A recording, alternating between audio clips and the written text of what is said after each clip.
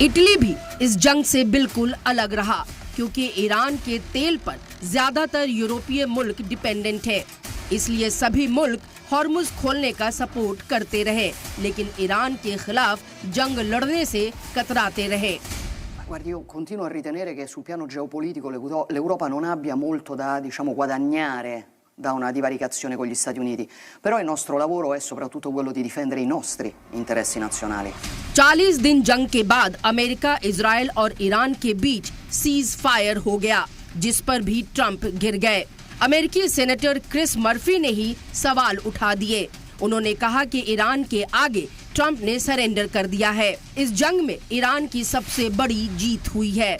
यानी जंग के दौरान की बात हो या फिर सीज फायर के बाद, ट्रंप की नीति सवालों के घेरे में है। वहीं दूसरी तरफ ईरान का कोई मुल्क सीधे मैदान में नहीं उतरा, लेकिन इनडायरेक्ट सपोर्टर लगातार मिलता रहा। लेकिन उन्हें डायरेक्ट सपोर्ट लगातार मिलता रहा, जिसमें चीन, रूस, नॉर्थ कोरिया मुल्क शामिल थे।